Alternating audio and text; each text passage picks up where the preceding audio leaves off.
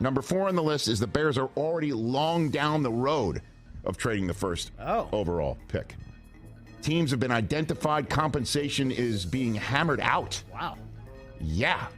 And I have a huge trade update. Expectations for trade packages for the number 1 overall pick and the top 5 teams most likely to trade up. First, we have updates on what Ryan Poles is asking for in return for the number 1 pick.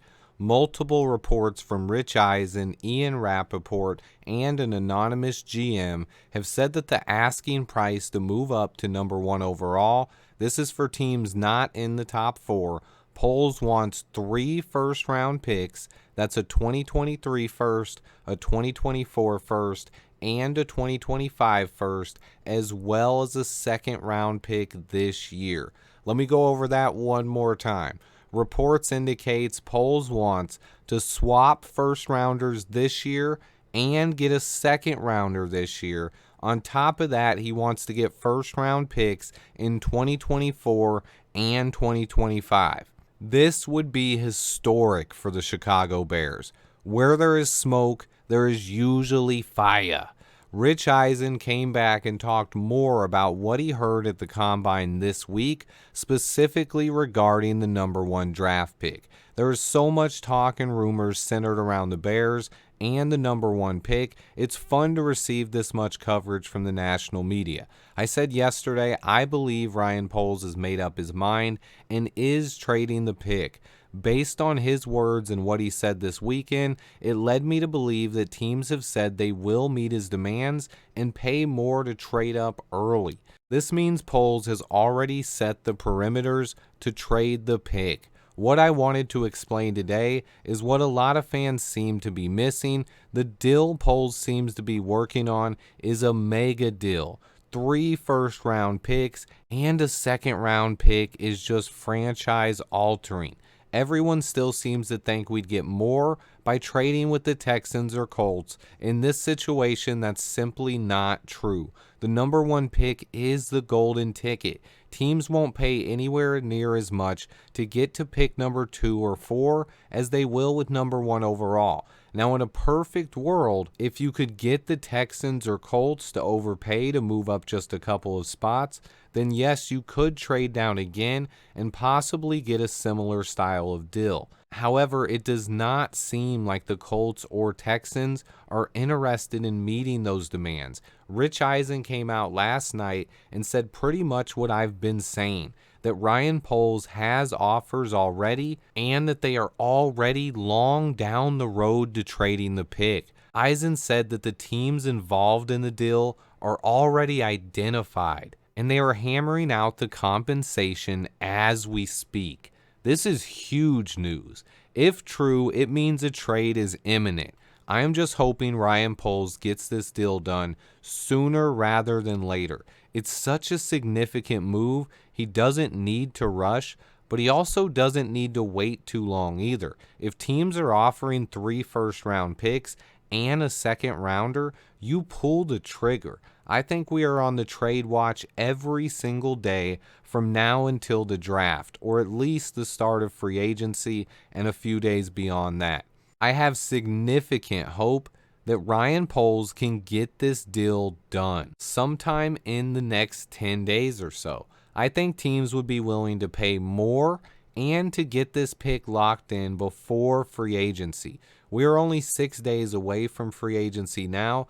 Ryan Poles and company are hard at work at hammering out the details of this trade. My fingers are crossed that he's able to pull this off. I couldn't be more excited. I could probably put this next part in a separate video, but I really wanted to go in depth with the Bears' options for trading the number 1 pick. So now I'm going to get into what teams make the most sense and why. And then I'll give you my top 5 teams, in my opinion, with the highest odds to trade up for number 1 overall. I will cover each team a little bit and then give you my rankings at the end. And I promise it's going to surprise you a bit. Let's get right into it. The first team I want to talk about is the Houston Texans. Houston's GM loves draft picks. I continuously get comments and messages from fans that I'm overlooking the Texans or we'd get more by trading down with them. I think what some people are missing is that the Texans lack the motivation to give up a bunch of picks to move up just one spot, especially when they can set at number 2 overall and still get either CJ Stroud or Bryce Young. Their GM is also Nick Caserio. You might not know much about him, but one thing you need to know is that he values draft picks. I just do not see the Texans meeting Ryan Poles' demands. Like I've been saying, I'm not ruling any team out, but I just don't see the Texans being involved for the number 1 pick, not anymore. A couple of other teams I've all but ruled out are the Seahawks and the Lions. Both teams have multiple first-round picks, but neither team seems ready to give up on their current quarterback. Geno Smith just signed a 3-year, $100 million deal, and Jared Goff has 2 years and over $60 million left on his contract. While I don't think either team will meet Ryan Poles' demands to move up for the number 1 pick, it doesn't mean they wouldn't draft a quarterback if one fell to them. They both have top 10 picks. I just don't see either team being desperate enough to move up to number 1 overall. So who does that leave us? I've said for a while now the Panthers are the team that I believe with the most motivation to make a deal. I consider them heavy favorites to move up at this point. I've talked about the Panthers extensively in the last week or so. I believe they are the team in the best position to make a huge move up to number 1 overall. Peter King seems to agree with me on that one as well. They've been my favorites to make a move for a little bit now. I've already listed my reasons why, so I won't go into that now. But what other teams are likely to make the move? Most reports are that teams are scrambling and that it's multiple teams that have progressed in trade talks with Ryan Poles. So besides the Panthers, who else is in the mix? I think after the Panthers, the Indianapolis Colts make a ton of sense. They are desperate for a franchise guy, but just like the Texans GM, the Colts' Chris Ballard loves draft picks and would hate giving up 3 first-round picks or even 2 to move up just 3 spots. The Colts still make a lot of sense, but right now I consider them long shots to make the move. Early on, they were my favorites, but things might have changed, especially considering Chris Ballard's recent comments. It's possible he's just playing hardball and that he will still cave, so I'm not ruling them out yet, but they're definitely long shots to me. So what other teams are we missing? I have 4 other teams I think could offer big packages. I think the Raiders, Titans, Commanders, and Falcons all fit the bill. All 4 teams have played things close to the chest and haven't given up that much information. To me, the Titans stand out a little bit on the list. Yes, they have Ryan Tannehill, but after cutting a slew of veterans, including Taylor Lewan, they're now shopping Derrick Henry and seem to be a team on the cusp of major changes. On top of that, they have a new GM, and the Titans are in the same division as the Colts and Texans. So they have added motivation there as they could jump both division rivals if they were able to move up to number 1 overall, and then they could draft whatever quarterback they wanted. I don't buy that they're sticking with Tannehill, and I think the Titans make a ton of sense to make a huge splash. I actually think Tannehill makes a lot of sense for the Atlanta Falcons. Their head coach is the offensive coordinator that Tannehill had the most success with, and they need a QB too.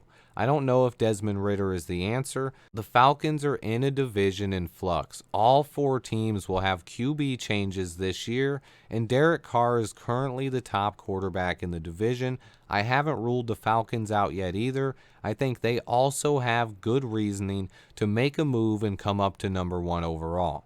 Same goes with the Las Vegas Raiders. After letting Derek Carr go, they need an answer at quarterback. Everyone seems to think Rodgers has a chance to go there, but recent reports are he's looking for a trade to the New York Jets. But Josh McDaniels probably wants a long-term QB option, in my opinion. Jarrett Stidham is not that guy. The Raiders are a team that like making splash moves, and they have 11 picks in this year's draft. Also, word out of the combine was several GMs came away thinking the Raiders would trade up for Will Levis. He fits the makeup that Josh McDaniels likes working with, according to one anonymous GM. The Raiders remain a team to keep a close eye on. I definitely wouldn't rule them out. They could be players for the number 1 pick. Then we get to the Washington Commanders, another team that's desperate for a franchise quarterback. They have Sam Howell and Taylor Heineke on the roster after cutting Carson Wentz. They could roll with Sam Howell, or they could get in on talks for the number 1 pick. I believe Washington would have to give even more than the Titans and Panthers, though, as they pick all the way down at number 16 overall. This would move the Bears out of Ryan Poles' first bucket of blue chip players. That makes this one a lot more unlikely. However, there is one thing the Commanders can offer that other teams can't. Let's say the Commanders offer the 3 first-round picks, the second rounder, and a player. I believe it's not that crazy to think they can include Daron Payne or Chase Young in a deal like this. So then you'd be getting 3 first-rounders, a second-rounder, and either Chase Young or Daron Payne. Both of those players want new contracts. Young is in the final year of his rookie deal after they declined his 5th-year option, and Daron Payne is playing on the franchise tag. This makes the Commanders an interesting sleeper option. I think they're definitely a long shot, but a very intriguing one that could offer a unique package other teams couldn't match. So I'd rank it like this. I have the Panthers at number 1, the Titans at number 2, the Raiders at number 3, the Colts coming in at number 4, and then I have the Commanders as the sleeper on the list coming in at number 5. That's right, I don't have the Texans in my top 5, and I have the Falcons just outside of it. As I explained earlier in the video, I just don't see the Texans making the move.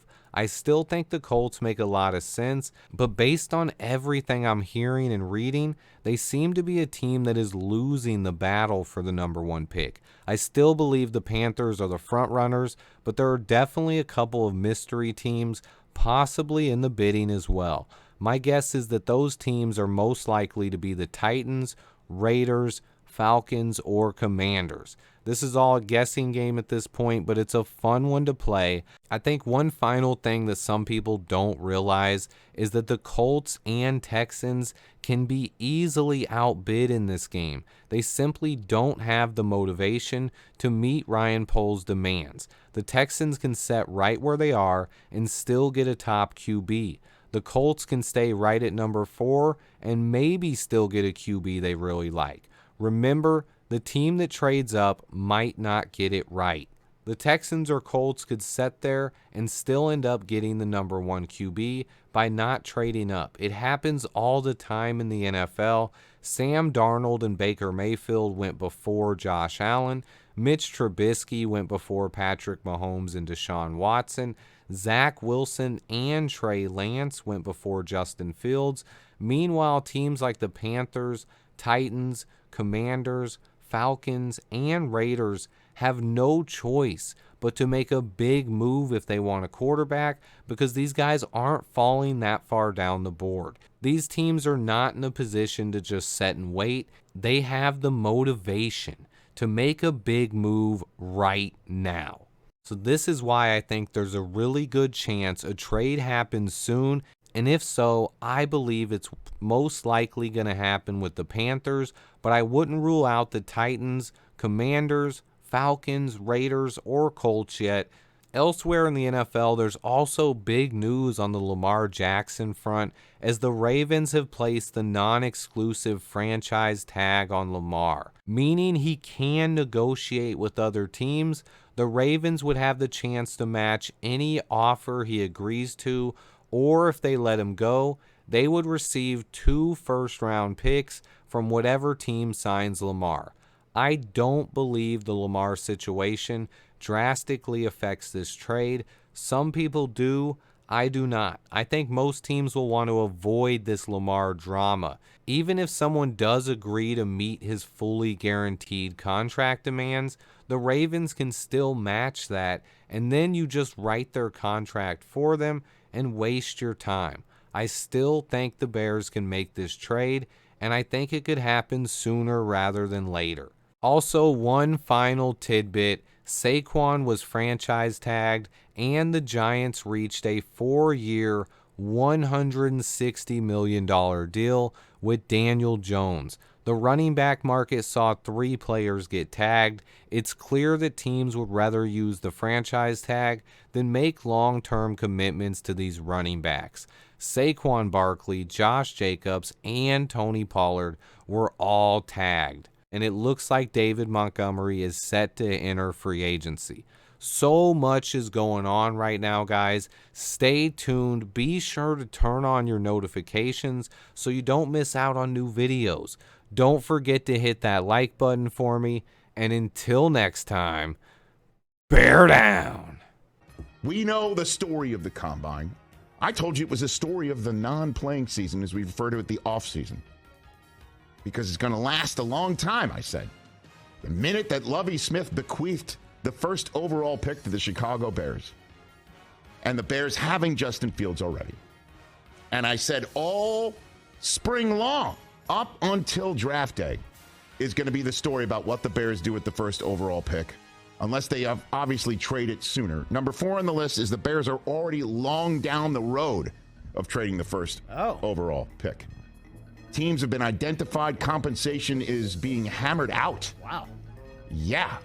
And sure enough, I saw Ryan Poles say today, I believe in Peter King's Football Morning in America column, if I'm not mistaken, saying that, hey, teams kind of want to know maybe before free agency begins if they have a draft pick high enough to take a kid. And if a team wants that quarterback certainty this early in the process, they're going to have to pay for it. Man, Poles is playing this thing like a virtuoso so far as I'm concerned. So I hear the Bears are already long down the road in trading this first-round draft choice.